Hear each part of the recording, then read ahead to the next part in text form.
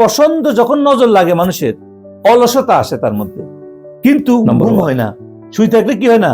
ঘুম হয় না। শরীর কি হয়? লেজি হয়, অলস হয়। তারপরে নজর লাগলে মানুষের অকারণে বারবার হাই আসে, এই যে পরিবেশে।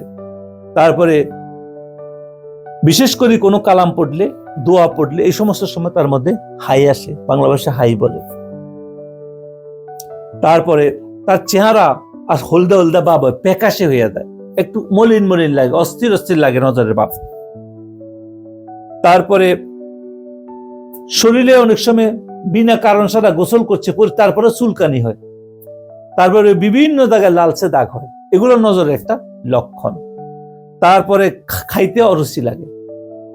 আমরা বিশেষ কয়েকটা লক্ষণ বললাম, এখানে আরো অনেক আছে। এটা হলো নজরের, বদ নজরের।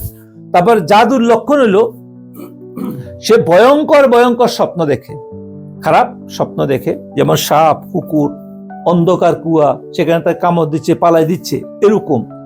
শরীরের বিভিন্ন স্থানে, বিভিন্ন স্পেশাল স্থানে ব্যথা অনুভব হয় এবং মুভ করে, চলে, এক জায়গা থেকে আরেক জায়গায় চলে যায়। এটা হলো জাদুর লক্ষণ। তারপরে স্বামী স্ত্রী সাথে, আপনজনদের সাথে, ভাই বোনের সাথে, খুব কাছের মানুষ, পার্টনারের সাথে, ব্যবসায়িক পার্টনার, অকারণে শুধু ঝগড়া শুরু হয়ে যায়, অথচ একরকম এটা ছিল না।